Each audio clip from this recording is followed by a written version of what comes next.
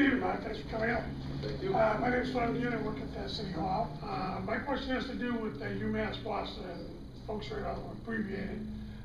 Simply put, for the last several years, the administration at UMass has been promoting the potential for putting dorms, and I've been clear on this, is that build everything else. They built a $75 million student center. They've got $700 million. They're going to build a science center and some other things, and there's another phase, and in the next phase, several years from now, they're talking about the potential of building 1,000 rooms for 2,000 students at a cost of $150 million. My concern is a graduate who went to UMass Boston, who took 6 years to get out of the last 2 years, and took 12 years to finish college, as the son of a Boston cop, on a very meager budget, with my brothers, my other 3 brothers and sisters, all going, and my mother going to UMass Boston. And so, as you look at this, my concern is about kids in Boston or in the North and South Shore, because it is a state school, it's not a Boston school. And I'm concerned about them taking away opportunities for kids coming out of high school, or more importantly, what it's become since its inception, a place for working people to advance themselves while still working mostly. And that's why that right now they've got 15,000 students down there, and over 50% of them are over 24. So I'm just curious as to whether or not you think there's a need for all of the colleges, because now, like Bridgewater State and all these other places are now going to be universities along with the UMass system, that we can't continue to have the one place that's a quality school but doesn't have dorms.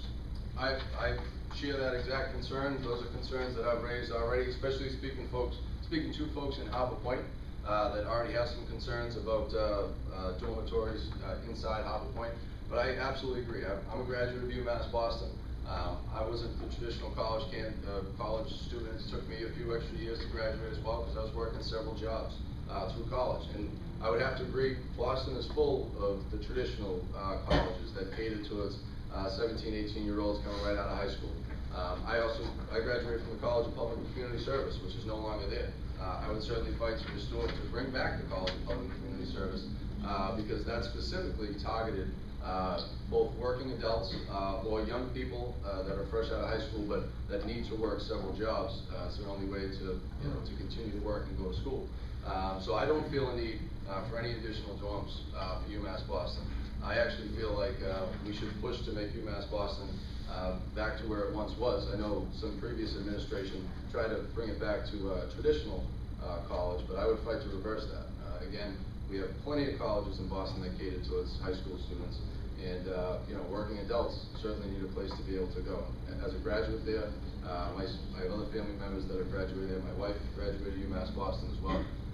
But I share those exact same concerns, and I can assure you that the folks in Harbor Point also share those same concerns. They have some dormitories there now, and it's been doing okay, but they certainly have a concern that if that increases, they'll have to deal with more of the college lifestyle, so to speak, in Harbor Point. So I couldn't agree more. Oh, let me ask someone who hasn't asked the question. Hi. I'm Eugenia Lowry. I work at the Boston Public Health Commission also. One of your issues that you're working on is economic development for families. Due to the economy and, as you know, cuts everywhere, how do you propose to bring that to city government and to get things moving, especially, in the communities as of right now? A lot of people are turning to, they're working 3 or 4 jobs. They're not necessarily watching their kids. They're doing what they can to get by. Well, thank you very much for that question. I think the best thing that we can do now, the economy is cyclical, so we just have to be able to weather this storm until the economy starts to improve. But I think the best thing we can do is invest wisely, invest in areas that continue to grow despite this down economy. Parts of the healthcare industry continue to grow. The biotechnology industry continues to grow. The service industry, various areas in the service industry continue to grow. So I think it's smart that the money that we do invest, whether it's public monies or trying to allocate or trying to get more private money, to invest. It's in areas that are growing despite this tough economy.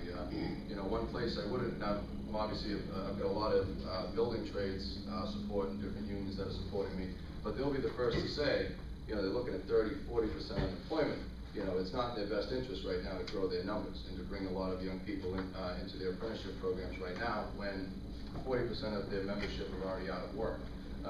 Obviously, as the economy begins to rebound, you know, we can start to push folks towards all different industries, but I think right now, the smartest thing we can do is make sure every dollar that we invest is in a growth sector, areas that are still doing well despite this tough economy, and there's certain areas of the economy that benefit from a down economy, you know, and we need to make sure that, so like I said, just to weather the storm, the economy will rebound eventually, so it's not, it's more of a stance to making sure that we, you know, weather the storm between now and then. But we certainly looked into it. I talked to a lot of business leaders, a lot of small business owners. I think that's the best thing we can do. Outside, again, I do support casinos, but investing in those growth sectors during this downturn.